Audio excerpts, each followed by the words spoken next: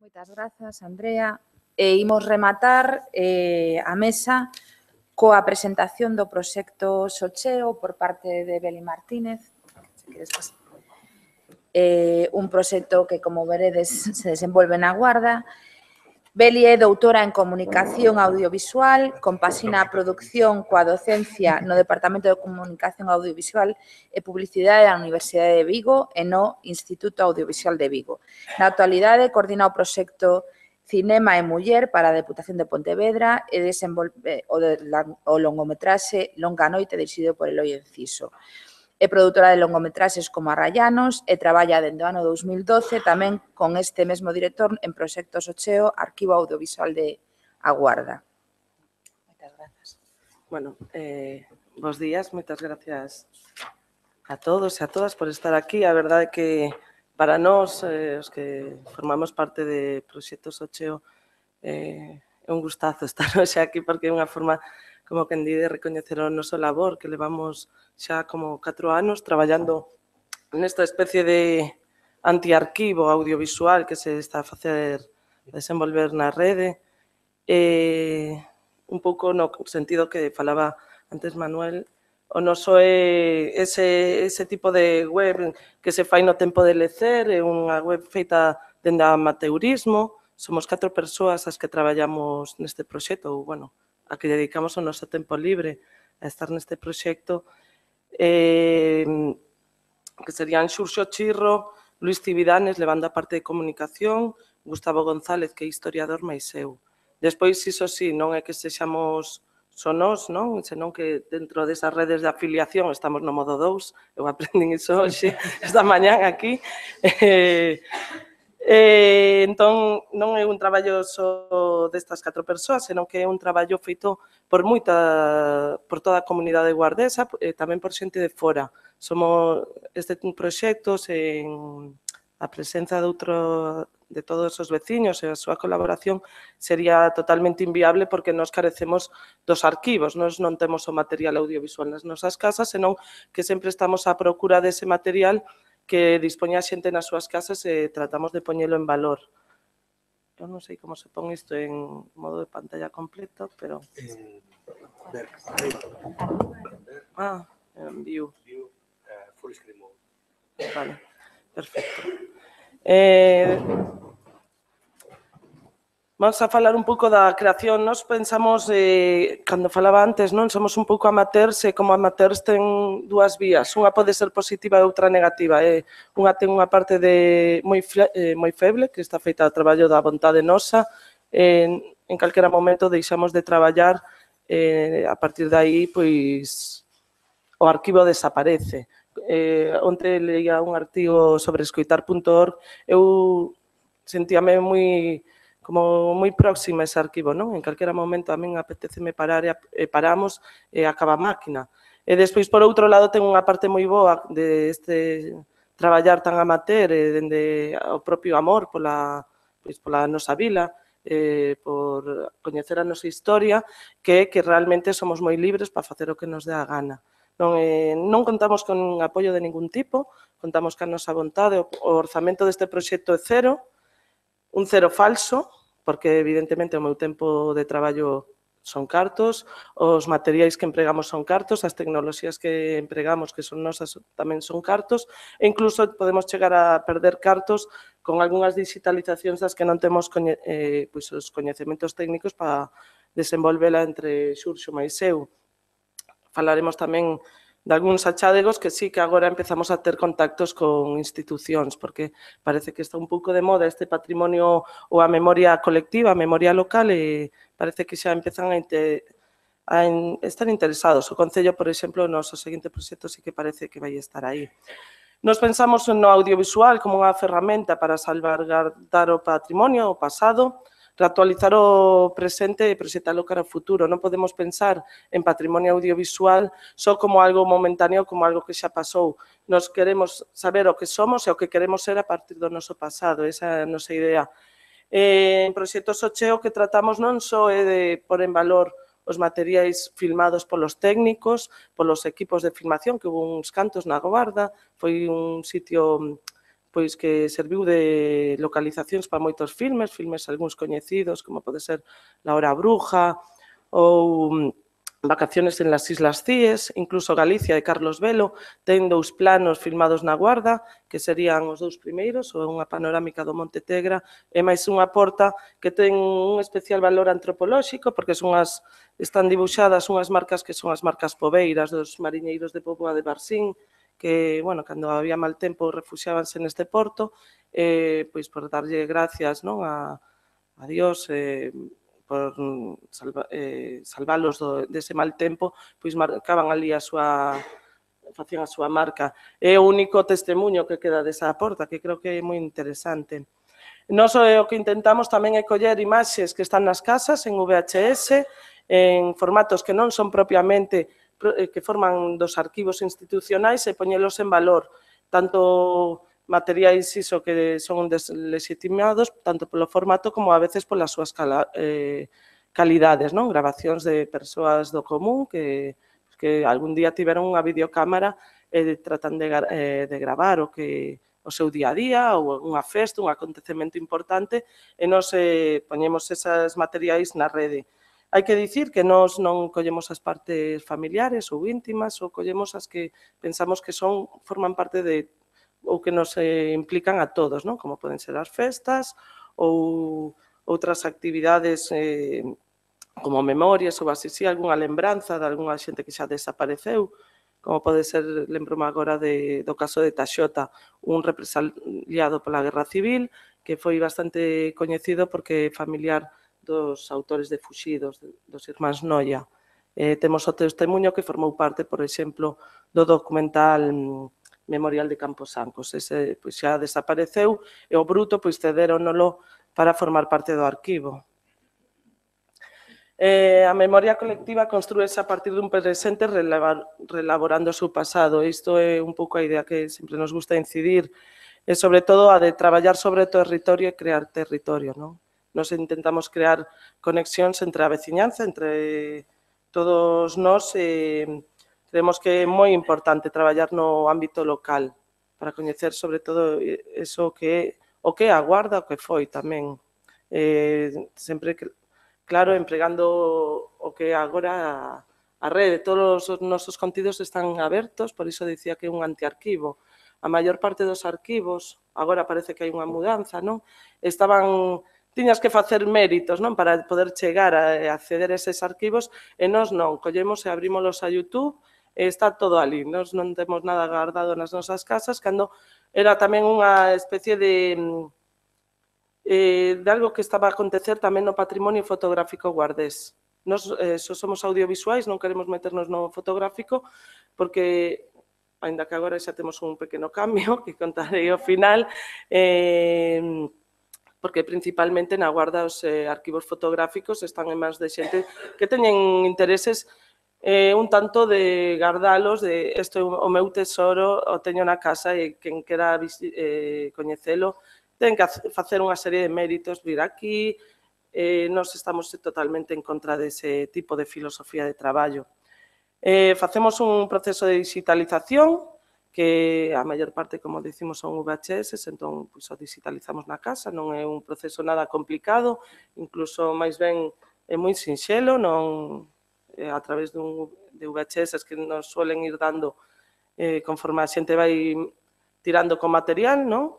Editámolo tendo en conta os tempos de consumo da rede, o tempo de consumo en YouTube, que é onde principalmente facemos o noso traballo, e clasificámolo en función das temáticas. Temos na canle de YouTube pois diferentes capítulos, apartados, como poden ser tradicións, festas, memoria, barrios, e despois facemos unha difusión.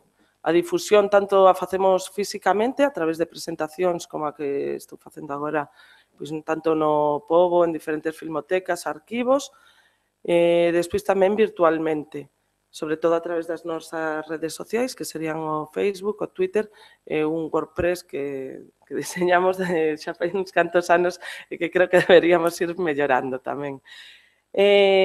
Hai que dicir que na Guarda temos wifi libre, gratuito para todos os veciños, o cal tamén facilita en gran parte que a xente acceda, non, aos contidos. Despois tamén temos claro que hai xente que non accede, non, a eses contidos porque pois, non son usuarios da rede e por iso tamén queremos sempre facer algunhas presentacións. Temos unha que é xeral, que sería a presentación de Socheo, e outra incluso xa casi especializada, que vimos algunha vez que, por exemplo, pois o Monte Tegra no cine. Entón, facemos un repaso histórico das veces que saiu no cine o Monte Tegra, que foron unhas cantas, tanto en nodos, en filmes e demais. Agora, dentro dos retos, bueno, as liñas de traballo que marcábamos, por un lado, é esa digitalización, que a posta en valor deses materiais deslegitimados. Despois temos outra vía de traballo que é a grabación de vídeos na actualidade, que sobre todo centrámoslo en proas, que son os vídeos, gravamos a memoria dos mariñeiros guardeses, que nos conten a súa historia no mar, as súas tamén a historia e a evolución dun dos motores principais económicos da nosa vila, que é a pesca. Tamén temos traballos de alfabetización audiovisual a través de relacións co Instituto da Guarda, o IES a Sangriña, co que obtivemos o premio do Ministerio de Educación de alfabetización audiovisual e que foi, ademais de alfabetizar ou dar unha serie de contidos, tanto teóricos como prácticos, en torno ao audiovisual, aos famosos nativos digitais, pois tamén estivemos producindo contidos como pode ser a curta Janet, que vai ser estreada agora estes días en Cosquín, un festival en Argentina bastante importante. Está pois protagonizada polos alumnos do instituto. Tamén, xa dentro desas liñas, agora tamén temos como plans de futuro, non? O deseño dunha app. A nosa intención, claro, cos nosos coñecementos ou coñecementos a nivel de usuario, a nosa intención é a de pôr os nosos contidos a través dunha app que sirva sobre todo para o turismo, non? Que poidan ver, calquera que se achegue ao noso pobo poda acceder a determinados vídeos, a determinados materiais, de paso que está de visita na vila. E despois está esta parte que é a digitalización e difusión do Fondo Costiñas, conformado por varios rolos, do que está sen datar, creemos que de 1928, que sería as primeiras imaxes rodadas na Guarda, foron uns rolos que apareceron no fallado dun veciño, que está conformado sobre todo por películas comerciais, filmes publicitarios e filmes feitos por este señor, Costiña, que era fotógrafo do pueblo, era o chofer tamén, dunha familia moi rica, dali da Guarda, tamén era follateiro, era un pouco un fastudo, non? Este señor, pois, filmou as primeiras imaxes, as que tiñamos anteriores, era un viaje por Galicia de Luis Alonso, que datan do ano 1929, estaría despois Galicia e Carlos Velo, pero pois atopamos este material que creemos que vai ser unha xoia do noso patrimonio. Vais estrear o día 22 de xullo, por iso digo que empezamos a ter xa certa colaboración co Concello. A digitalización sí que foi, tamén fixemos unha campaña de digitalización, porque ao principio ninguén quería digitalizar este material.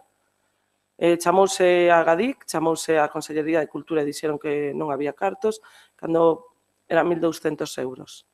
1.200 euros, home, eu non sei o orzamento que teñen eles, pero a mí parecíame un pouco ridículo. Eu sí que non vou por 1.200 euros, cando xa teño posto bastante. En este caso, a través da presión desa nota de prensa, o momento dixosenos que sí.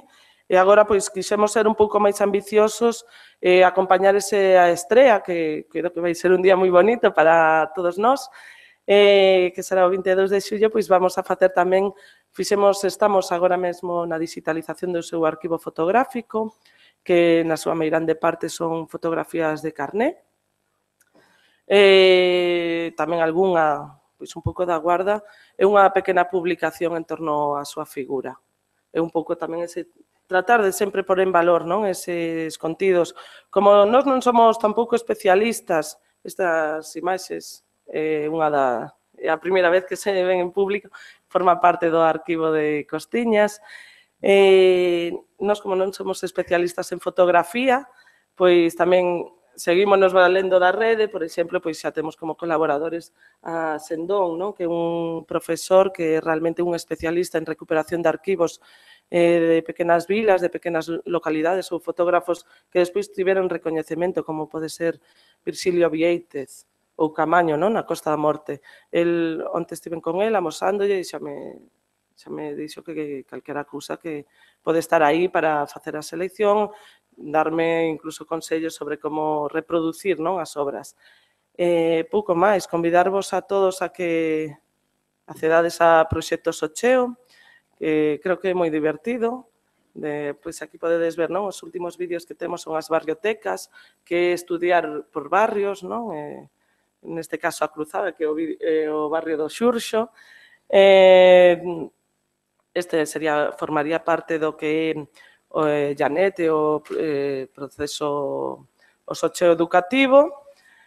E despois estos fondos Milo Valterra e demais, que estos son as videobitácoras, un dos elementos que máis a nós máis nos gusta, non? Tamén é un pouco por como xurdiu o proxecto, sobre todo pola nosa vinculación co mar, que estes fondos, estas videobitácoras parecennos moi interesantes, que son filmacións dende os 60 ata a actualidade de mariñeiros feitas por mariñeiros no seu posto de traballo, non? Na maior parte das veces, os filmes, vai a xente, vai un equipo de grabación a filmar, como documentalistas, en este caso, creo que o valor antropolóxico é que eles mesmos están a filmarse a sí mesmos e o seu propio traballo, e vemos unha evolución da pesca increíble a través das imaxes de Socheo.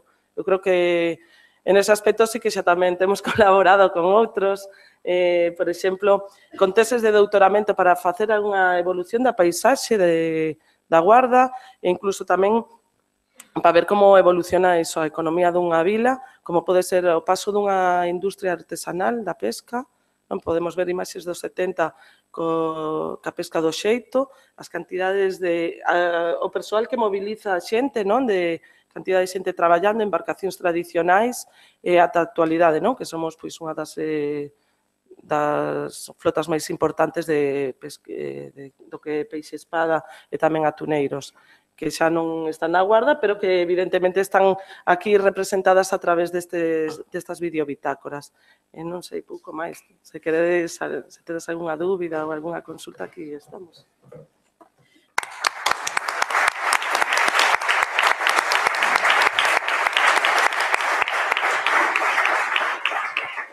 Bueno, moitas grazas, Beli. Temos agora pouco tempo de debate,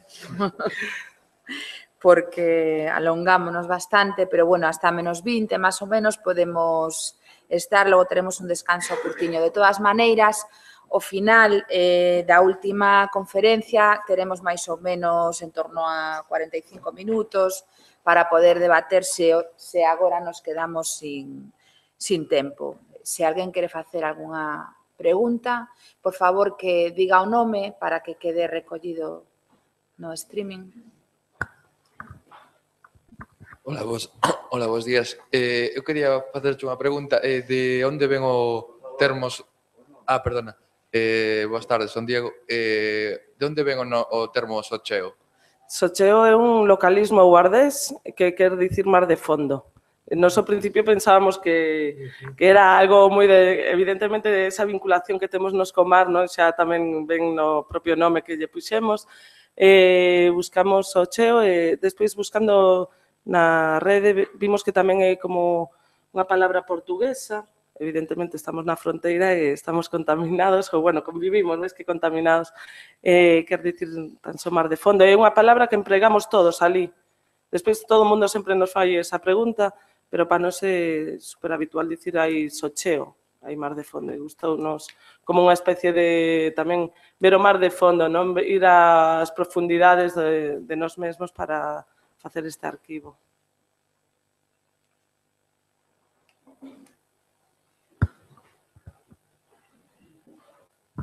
Ola, bo día, eu son José Costa e quería facer unha pregunta para a Beli.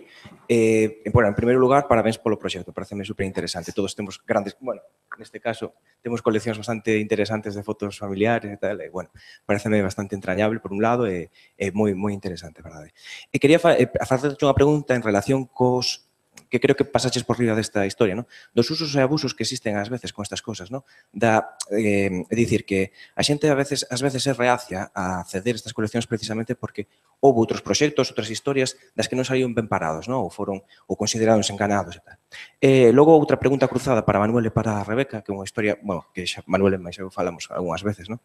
En relación coa presentación da Rocha, o castelo máis grande de Galicia. Esta clase de ganchos, o uso e tamén abuso que se pode producir desta clase de chamadas, ¿no? Falar un pouco sobre ese tema. Bueno, moitas gracias, porque a verdade é que para nós é un gustazo sempre recibir este tipo de mensaxes, porque ás veces é tamén moi triste traballar na precariedade na que estamos a facer.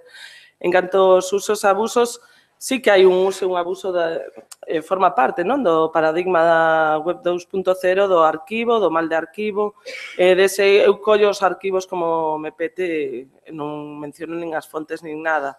No noso caso, por exemplo, empezamos a ver que había xente que collía os nosos vídeos e os empregaba poñéndolle músicas, e pareceríanos como atroz, non? No fondo, empezamos a desenvolvernos mesmos un espírito de arquiveiros que non tiñamos ata o momento, non? De destruzar arquivos, de, non se pode modificar, porque as edicións que nos facemos son cortes, non montamos e damos outro sentido que hai na grabación original.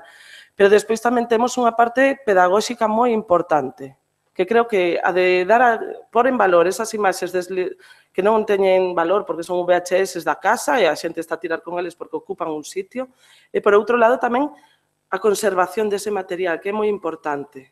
Por exemplo, o filme do que estamos a falar, que se vai estrear neste verán, levamos 2 anos. Durante un ano estivemos convencendo a familia só para que se tiña que digitalizar. Eles, ademais, por X motivos, pois non querían entrar nunha digitalización pública ata que veron os cartos que costaba. Entón, é como, tes que ter este material, tes que digitalizalo, é patrimonio e agora tes que depositalo. Se o tes non fallado da túa casa, é merda. Se o tes no sitio onde debe estar, que é no Cegai, neste caso, aí é o sitio, porque vai estar en condicións. As imaxes que antes puña, neste caso, esta, se vos fixades, está chea de fungos. Agora que as fotos, estamos nese mesmo momento, volvemos. Non, é que queremos as fotos na casa. Mira, señora, é que dentro de 20 anos vostede non vai ter imaxes. Están cheas de fungos. Ademais de que pode, neste caso, pois a Diputación de Pontevedra tamén. Isto sí que, a lo mellor, aventurarme un pouco, estamos traballando agora, a partir dun encontro que hubo en Santiago de abrir os arquivos, viu unha persoa da Diputación de Pontevedra e está empezando a abrir unha liña de arquivo doméstico. Están interesados en guardar este arquivo. Pero temos que empezar con pedagogía de, señora, non deixen estas placas na súa casa, porque non teñen valor na casa. Teñen que estar nos sitios onde teñen que estar. A propiedade sigue sendo deles. Os dereitos de reproducción siguen sendo dos herdeiros do Costiñas. Pero na túa casa vai ter unha idade, vas facer o que fixestes de limpar con el pronto unha placa, e non va, claro, é dende o descoñecemento, o mesmo descoñecemento que teño eu. Non é? Por iso é importante tamén rodearse de profesionais, non? De que te vayan ensinando un protocolo, e tamén nos mesmos, temos esa necesidade de ter un protocolo científico, porque somos bastante perralleiros. Somos un pouco un arquivo de andar por casa, e imos aprendendo, imos preguntando. Eu creo que é moi importante esa parte de pedagogía, de pôr en valor e, a vez, educar para guardar nas condicións. Neste caso, algo que creemos que é moi importante. Antes de que respondas, vos vedes un cambio dende o vosso proxecto, dende que isto está en rede, consultable, precisamente na xente? O sea, hai unha maior apertura e colaboración? Sí, hai unha apertura moi grande. Claro, nos empezamos cos nosos propios arquivos a digitalizar.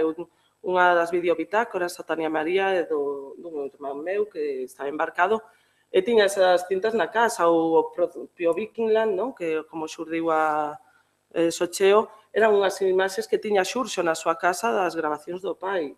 Bueno, do pai embarcado que facía o Aia. Sí que hai unha apertura. Eles son os veciños os que agora se dirixen a nós, as nosas casas, a deixarnos as cintas. Incluso cando foi ese conflicto de quen digitaliza o material de 1926, na rede todo o mundo facemos un crowdfunding, veña, 10 euros, e foi reconfortante para nós, pero ao mesmo tempo era como, non, nós non temos que facer crowdfunding porque é máis traballo e isto é patrimonio e aquí hai que tomar cartas no asunto. E creo que aquí o que ten que entrar é ou ben ao Concello ou ben á Consellería de Cultura, pero eu non. E tamén posicionarse, non? De, oye, tampouco pode quedar todo non nas mans de xente de amateurs e de xente que nos gusta isto e que o facemos por simple gusto. En ese sentido, tamén notades un cambio por parte das administracións? Sí, É agora... dicir, hai un interese, hai unha... Sí, a ver... De coller o proxecto e facer o... No local é complicado. Partindo... Bueno, a verdad, sabendo que se está emitindo en streaming non debería dicirlo, pero estou moi queimada, non? No local pensemos que o alcalde ten material e o alcalde pois pon música e non nos lo cede, non nos cede o material. En todo momento hubo unha confrontación cando ele era o concejal de Cultura. Agora pois houve un cambio, siguen a gobernar os mesmos, pero a concejala é outra persoa, pero eu levo 5 días intentando localizala. Non me está collendo o teléfono, eu teño unha exposición en julio. É como, mira, isto eu fago con calma e ti tes que adaptarme un pouco a min, que eu son a que fai con vontade, non? Se todos queremos ir na mesma liña, temos que traballar. Ti tes que responderme as preguntas que eu te plantexo, pero despois, claro, que teñen, xa é como obligatorio, non? Nos xa temos certa repercusión como para ternos en conta. E despois, a nivel autonómico, pois, sí, eses pasos que está a dar a Deputación creo que son moi interesantes. Evidentemente, o que fixo a Gadí que é o mínimo. É que é o mínimo, non? Tampouco creo que sexan grandes esforzos. Inversións, sí.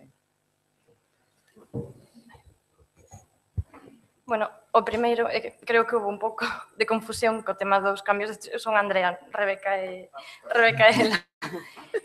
Bueno, esperaba esta pregunta, a verdade, porque somos conscientes de que, aínda que fixemos un proxecto que intentamos que fose moi equilibrado en toda a comunicación, sí que é certo que na portada arriscamos un pouco máis.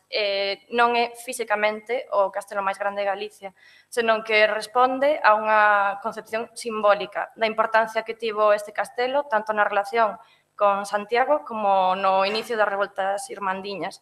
Bueno, porque nos parecía que era un símbolo do enfurecemento do pobo de Santiago, sobre todo vendo tal e como quedou o castelo de derrubado e a cantidade de bolaños de catapulta que se atopou aí. Realmente é un tema que falamos entre todos, que foi acordado con todo o personal que revisou a documentación do castelo, a historia e toda a linguaxe que se empregou, e decidimos deixalo por iso. Eu non estou tampouco moi a favor dese tema de inclusión de ganchos ou de linguaxe moi grandilocuente, pero, bueno, en determinadas cuestións creo que sí que se poden permitir pequenas licencias, sempre cando teña unha xustificación detrás.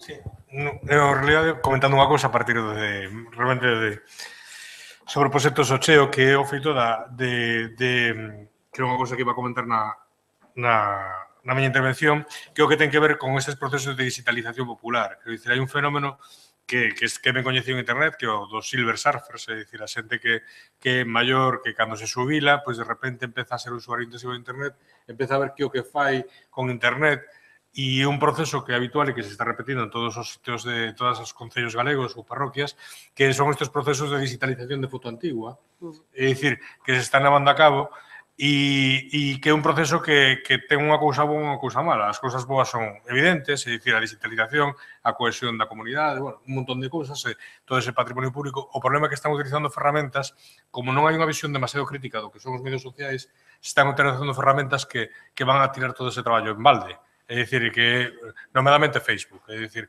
Facebook é unha ferramenta totalmente ineficiente para a idea dun arquivo fotográfico, pero como quizáis non hai un programa xeral que anime a xente a vincular este tipo de fotografía a un espacio no que se poida preservar mellor, se vai perder. Un caso moi típico que ainda nos pasou alguén que tamén conoce Rebeca, que é Bruno Rúa, tiña un grupo de Facebook que se chama Aldeas de Monterrey, con creo que máis de 1.300, 1.500 fotos digitalizadas, e de un día para outro Facebook pechoullo.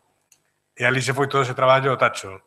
Eu se le dixen a Bruno, claro, que eso non debías ter utilizado un espacio privado para un servizo privado deste tipo para facer un traballo tan importante. Pero unha asignatura pendente nos vindeiros anos é conseguir canalizar de alguma forma ese proceso maravilloso de traballo con todo este tipo de material antiguo cara a estándares e formas abertas nas que se poda garantizar que todo ese traballo non se perde simplemente porque a xente lle gusta máis porque lle poñen máis me gustas ali. Un segundo só.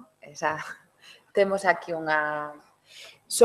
A min o que comentas agora me leva a unha pregunta a unha reflexión, non? Que parte decías que na túa charla sobre a necesidade de ter unha planificación no tema da comunicación e tal. Claro, para poder facer iso, tes que ter ou ben fondos ou ben coñecemento. Claro. E o que está pasando, dende o meu punto de vista, no caso das redes e de como utilizamos os profesionais do patrimonio, os arqueólogos especialmente, que son moi activos na rede, no caso da comunidade galega, é que igual estamos empregando as ferramentas equivocadas para facer un traballo en rede dos nosos proxectos, por exemplo, a través de Facebook, os endía un proxecto que non teña unha página de Facebook, non é un proxecto, o sea, non ten a suficiente, digamos, difusión e tal. Entón, eu creo que estamos confundindo cousas, estamos facendo cousas sen saber como facelas, e nos falta nese sentido unha formación, non sei moi ben onde podemos acadala, non? Pero creo que é importante empezar tamén a reflexionar sobre eso. Si, no, simplemente o que facía chamar a atención cando puñes ese exemplo, que son super, si conocedes proxectos arqueolóxicos é super clásico, é un exemplo de como moitas veces o Facebook que reflecta máis ben as preocupacións internas ou os debates internos que pode ter un equipo, máis que pensar na audiencia e a quen lle comunicas, non? E con que interactúas. Entonces, pero eso tamén hai unha cuestión que ten que ver tamén con todo isto, que é o que está provocando internet de alguna forma é que hai determinado tipo de habilidades que pouco a pouco van penetrando en diferentes lugares. E un dos exemplos que non me vou tempo a contar era o tema da Corra do Castro de Cerqueda, que foi un grupo de veciños que de alguna forma diseñou e elaborou o seu propio proxecto de recuperación de patrimonio a partir de 3 ou 4 anos de, digamos, de escoita consciente de outros proxectos, de atención consciente de outros proxectos en internet. Entón, no momento no que eles decidiron facer o seu, era impresionante como tiñan unha serie de premisas como xa moi claras do que querían facer e viñan a partir dese aprendizaxe informal provocado polas redes. Entonces, eu creo que o futuro mellor pasa por unha combinación de todo. É dicir, non todos os proxectos van a poder ter recursos como para ter un equipo de periodistas ou algo así. Pero hai determinado tipo de habilidades comunicativas que se poden aprender ben en formación ou incluso moitas veces a partir de darse conta de como funcionan algunhas cousas e a partir dese aprendizaxe informal no que todo o mundo te aprendes informalmente porque todo o mundo está disposto a compartir algo do seu coñecemento. E creo que no futuro, é dicir, nos últimos anos hai un salto moi grande na forma na que estes proxectos moitas veces se abordan e iso ben dado porque a xente aprende de outros que veu previamente. Eu creo, remato, tamén que temos un problema, sobre todo en caso de proxectos de investigación relacionados co patrimonio, que todavía non temos metida na cabeza a cultura do open access, é dicir, sobre todo no caso de proxectos financiados con financiación pública e incluso na obrigatoriedade de que o patrimonio sexa público. Entón, seguimos pensando que parte da información que acadamos a través dun proxecto patrimonial é nosa como investigadores e que só cando publicamos a través das canles científicas, por decirlo de alguna maneira, pode ser público. Entón, adicámonos en moitos proxectos a documentar e mostrar o proceso, que é o que a arqueólogo lle interesa, pois como excavamos, o que estamos facendo, as fotos finais, e non cousas que vai máis alá de resultados, interpretación, etcétera, etcétera. Entón,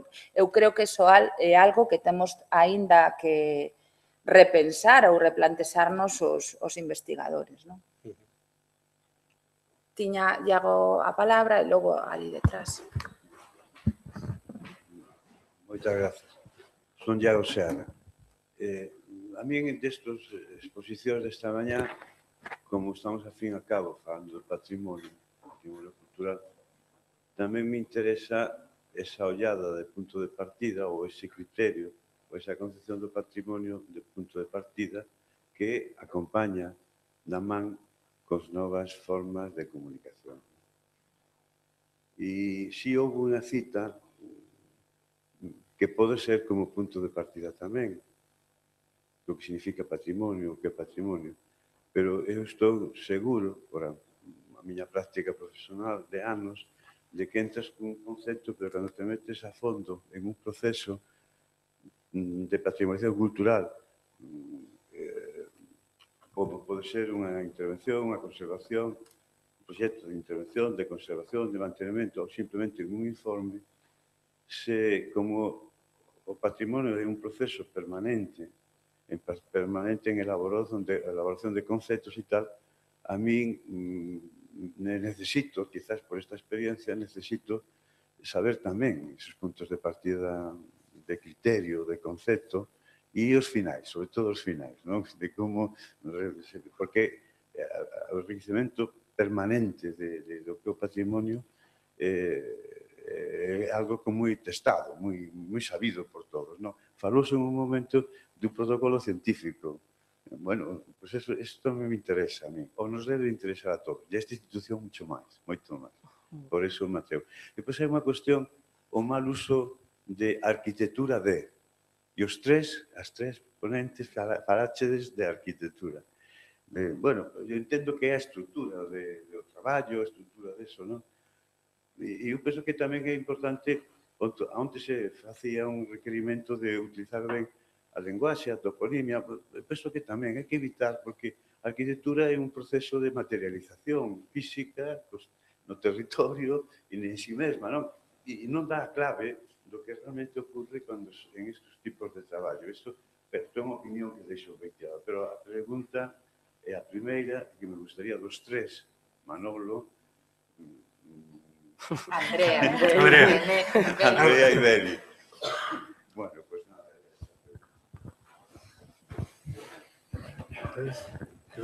No sé muy bien.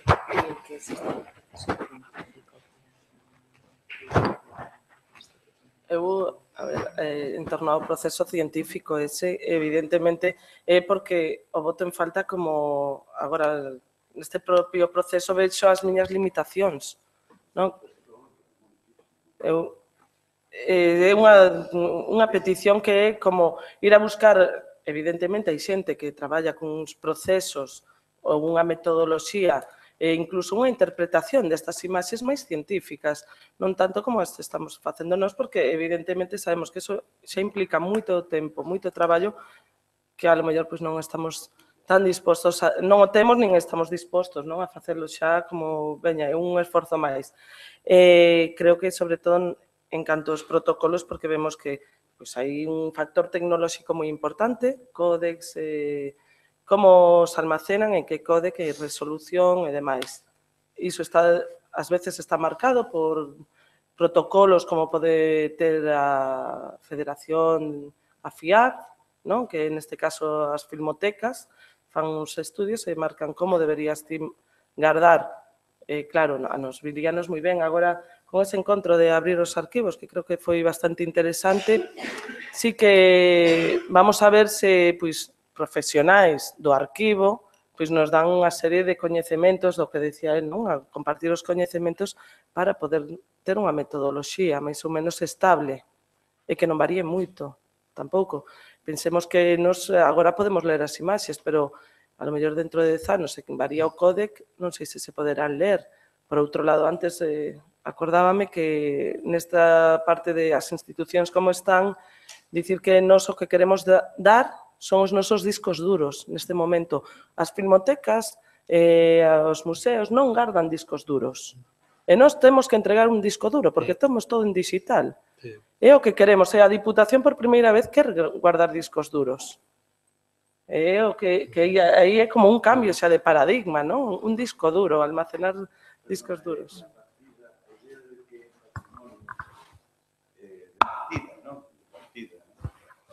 Y dentro de ese patrimonio, ¿qué son estos tipos de bienes? ¿No?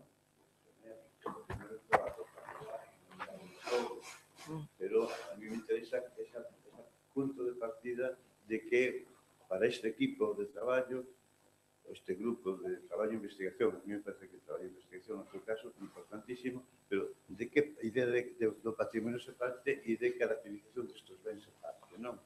Porque seguramente dá máis a impresión de que ao final eso se reformula de cara a unha millora da concepción global do patrimonio en Galicia, non? Bueno, isto son as preguntas que... Claro. Perdón, responde de breve porque nos quedan 2 minutiños e temos unha pregunta ali, por favor. Eu sobre eso, en patrimoniogalego.net, que é a experiencia que podemos ter, obviamente unha base de datos, entón unha base de datos obriga de alguna forma a ter un estándar de cales son os elementos patrimoniais que se poden catalogar. Así que este debate está presente continuamente. É dicir, por exemplo, outro día, na lista de traballo dos editores, se planteaban varias fichas de xente que incluíra pontes destas de formigón que pasan por encima do tren. É dicir, este tipo de pontes. Entonces, pois aí entra un debate. É dicir, primeiro, porque esa persona considera que eso ten que ser un patrimonio catalogable e dúas, si eso debe entrar na base de datos como tal. O noso acontece con moita frecuencia, por exemplo, tamén con elementos mobles. É dicir, elementos de pedra, aparentemente, pero que están exentos, que son mobles. É dicir, nós traballamos únicamente con patrimonio inmoble, nos pasa con paisaxes naturais, nos pasa coa relación entre o patrimonio moble ou inmoble e o patrimonio imaginario, simbólico. É dicir, hai un debate continuamente e un pouco, simplemente, a miña experiencia ademais é que eso tamén está moldeado. É dicir, dentro do abanico de cousas que a xente pode catalogar, por exemplo, o patrimonio galego, cando miras as estadísticas, o sorprendente é o que realmente está máis catalogado, que é aquilo que está moito máis próximo á vida das persoas. É dicir, en un esquema, digamos, convencional da Galicia tradicional. É dicir, iglesias, fontes, lavadoiros, hórreos, e todos aqueles elementos que conforman a aldea, digamos, tal como xa comprendemos.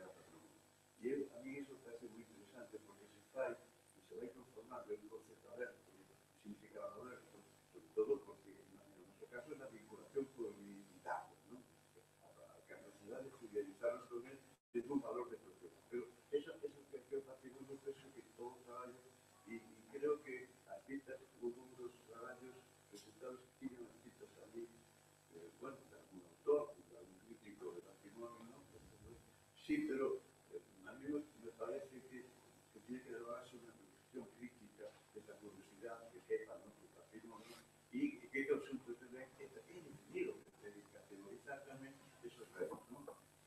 Entonces, eso era, pero es una necesidad, una curiosidad propia, ¿no? Que no puede reconocerlo que por eso, no quiero estar enfocado así. Sí, bueno, no noso caso, o proxecto, como traballamos tal cantidade de xente, ao final o que chegamos foi a unha especie de consenso común. Había xente con distintas visións do que é o patrimonio e tuvemos que buscar algún xeito de encaixalas todas e de facer algo máis aséptico e equilibrado posible. E hai xente que cree máis nunha idea de patrimonio aberto ou outra xente, bueno, que está... que a divulgación pois que non vean nun plano un pouco máis técnico que o que fixemos nos aquí. Realmente o proxecto non é unha base de datos técnica, ainda que ten un apartado técnico, o único que nos limitamos foi a facer un pouco de presión para liberar toda esa documentación e limitámonos máis a ser receptores da información no sentido das excavacións anteriores que que se fixeron na estructura de base de datos do mapa de obxectos, que nos veu dictado polo equipo de arqueólogos que fixo esa excavación. No plano máis divulgativo da comunicación, deuse esa situación e, máis ou menos penso que chegamos a un consenso. Mais que nós, realmente foi un traballo que fixeron un equipo de arqueólogos e de documentación histórica. O sea, o equipo de xornalistas só nos dedicamos a mellorar esa forma de comunicalo. E, creo que o proceso de reflexión que se fixo aí, ese consenso, que foi moi positivo. Creo que encontramos un punto bastante equilibrado. A nós sí que, personalmente, sí que me gustaría que o proxecto tocara algunhas ramas máis. Por exemplo, eu, en canto ao tema de apropiación e de identidade colectiva, a min gustaría meter engadido unha parte de recopilación oral, da experiencia da xente tal, que ao final non se fixo porque tiñamos un plazo moi axustado de 3 meses, ese traballo non estaba feito, había que facelo, e que nos gustaría pensar que no futuro se pode plantexar unha ampliación deste proxecto. En principio se fixo como un repositorio de información sobre o xacemento e non hai ningunha vinculación ca xente porque realmente este proxecto saliu moito tamén a partir da presión da asociación de Rochaforte, que leva moitos anos traballando iso. Entón, eu personalmente sí que me gustaría ter dado un pouco máis de protagonismo a como sinte a comunidade como parte del, pero, non se pude fazer no momento. Bueno, pois a última pregunta, por favor, aquel rapaz. Preséntate, por favor.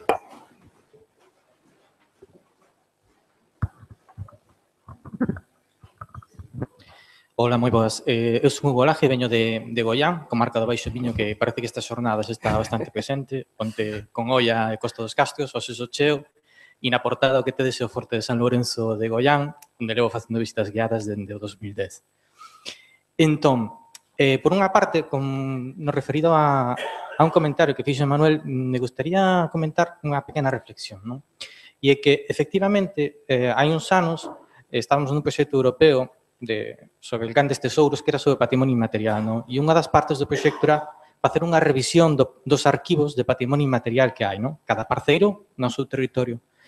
A conclusión foi bastante evidente, que hai unha pobreza grande a nivel institucional de arquivos de patrimonio inmaterial en Galicia e que, curiosamente, as iniciativas máis interesantes partían de iniciativas de asociacións, grupos informais, é dicir, da sociedade que se organizaba ante unha carencia que les atopaban. Entre eles estaba o Xeto Socheo, que nos resultou moi inspirador, porque o que nos vimos é que, efectivamente, hai mogollón de grupos de Facebook, mogollón de cousas que están colocando información e que se perde.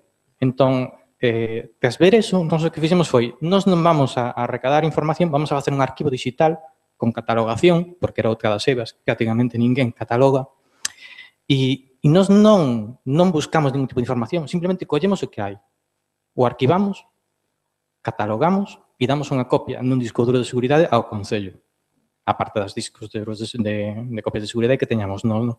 E parece unha cuestión bastante tonta, pero xa con eso hai milleiros de documentos, dos cales só temos catalogado unha pequena parte, que son uns 300 e pico, porque iso se fai tamén no tempo libre, e hai unhas limitacións, pero que realmente é moi interesante, enriquecedor, e aporto esta pequena reflexión. E quero facer unha preguntiña con respecto ao Castelo da Rochaforte, non? A verdade é que, primeiro, parabéns, porque eu creo que a web é moi boa, das mellores que teño visto con este tipo de temas, e se ve que hai un traballo interdisciplinar que non abunda, por desgracia. Entón, realmente, felicidades polo esforzo e polo traballo. E a pregunta é, despois dese esforzo e ese traballo, como xa se comentou antes, o estado actual da Rochaforte deixa bastante que desexar, non? Como te sintes ti a nivel persoal despois de facer ese traballo vendo a situación actual?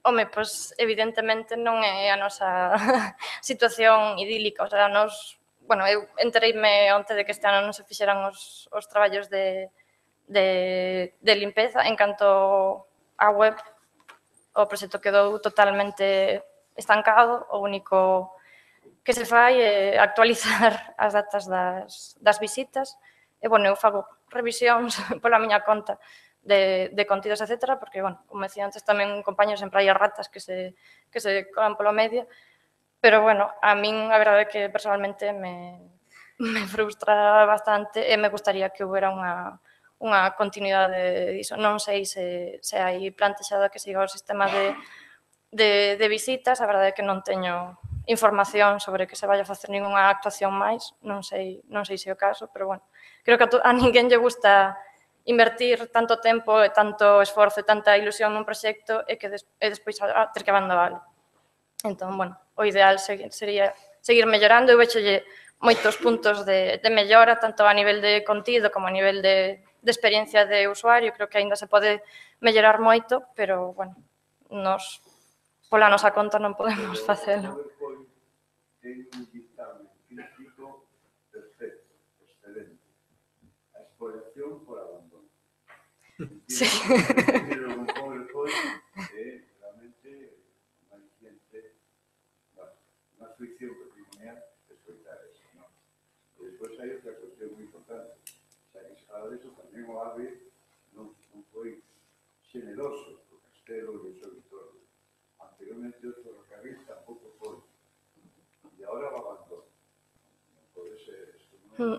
É que, de feito, bueno, xa nos antecedentes do Castelo hai uns períodos de abandono moi longos que quixemos evidenciar, por exemplo, na liña do tempo, teñemos un pouco de dúbida, por exemplo, eses séculos nos que non pasa nada, se representalos ou obvialos. Ao final decidimos representalos precisamente para que sexamos conscientes de que houve largas temporadas nas que a sociedade ou a política se desinvolucrou completamente disto e demos protagonismo a episodios característicos como a Torre Fenosa. Non aceitar, porque ese monumento desde que había un proxecto de Castillo de Fortaleza, non hai dúbida na súa protección, de que non era boa.